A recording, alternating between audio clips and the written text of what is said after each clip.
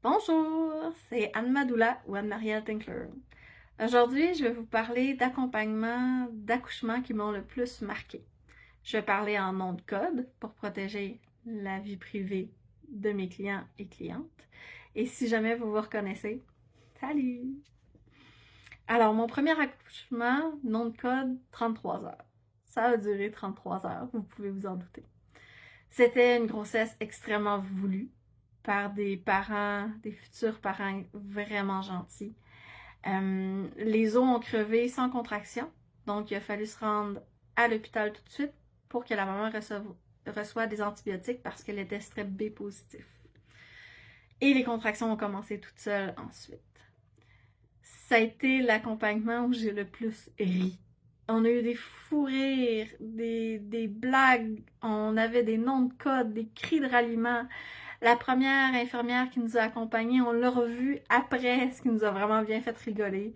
On pouffait de rire à chaque fois qu'on regardait le ballon en forme de peanut. Donc ça a été vraiment un accouchement rigolo. Ça a été long, ça je vous le cache pas.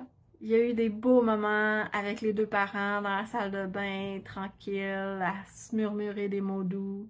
Ensuite, il y a eu un très beau moment où la maman et moi, on grignotait pendant que le futur papa se reposait, à jaser de tout et de rien avec des grandes pauses pendant les contractions. Rendue à la phase de désespérance, elle ne le savait pas, mais on était rendu là. Elle voulait l'épidurale, mais elle n'arrivait pas à se rappeler le code qu'on avait eu pour dire épidurale. Je pense que c'était les carottes ou je sais plus trop quoi. Elle arrêtait pas de dire, tu sais, les choses, là, non. Donc, après quelques minutes, je lui ai dit, l'épidurale, c'est ça que tu veux avec le nom de code? Oui. Alors, le médecin l'a examiné et il lui a dit, mais madame, vous êtes à 10, vous devriez sentir l'envie de pousser bientôt. Et comme de fait, avec le changement de position, elle a senti l'envie de pousser. Et puis, elle a donné naissance à sa fille absolument merveilleuse. Le deuxième accompagnement, son nom de code, c'est Tortue. Donc, ce n'était pas son premier accouchement, ce n'était pas son premier accompagnement, et elle savait ce qu'elle voulait. C'était une maman extrêmement décidée, sûre d'elle, en confiance. Et c'est un accompagnement où j'ai peu fait, mais j'ai fait ce qu'il fallait.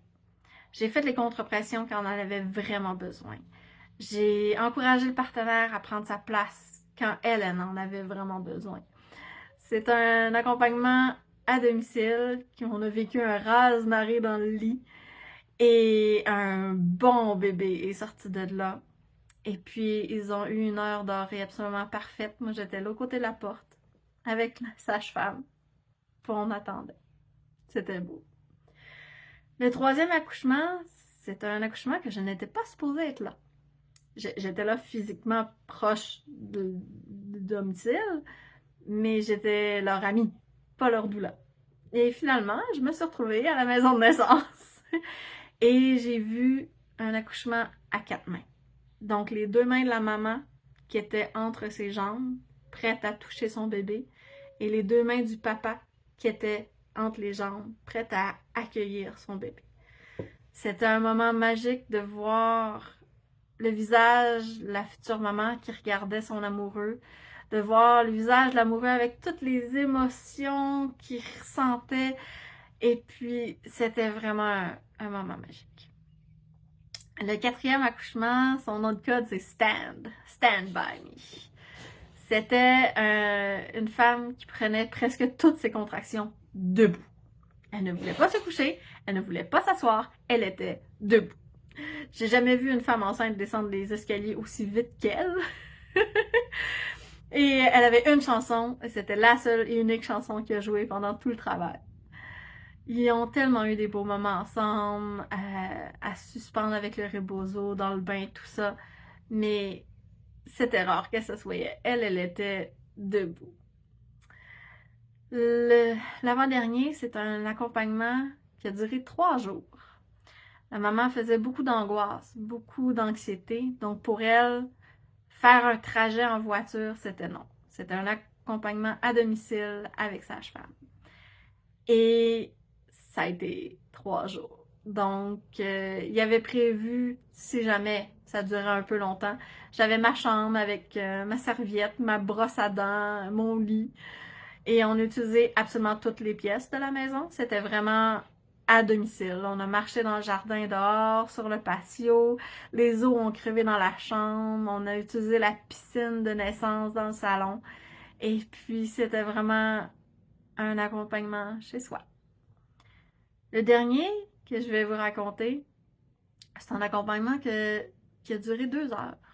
À la première contraction, à bébé dans les bras de maman. C'était un accompagnement où je me suis sentie inutile, mais où je ne l'ai pas été. Donc, souvent on dit être présent, c'est important. Juste être à l'écoute, sans rien dire, sans rien faire. Et c'est ça que j'ai fait pendant 2 heures. La maman ne supportait pas être touchée. Alors, je lui ai suggéré 2, 3 choses.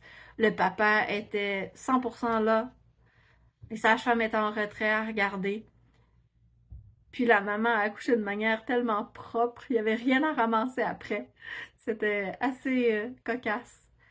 Et le bébé avait vraiment les oreilles de son père. Ça, je m'en rappellerai toujours. À quel point tout le monde s'est exclamé presque en même temps. Mais il a vos oreilles, monsieur. Mais la maman a fait ça d'une manière indépendante. Et puis, elle a tellement écouté son corps, c'était magnifique à voir. Alors, voici un petit résumé de quelques-unes de mes expériences que j'ai eues en tant que doula. Je veux remercier chacune de ces personnes-là qui m'a permis d'être là à un moment si délicat, si important de leur vie. Et puis, je vous souhaite une bonne journée.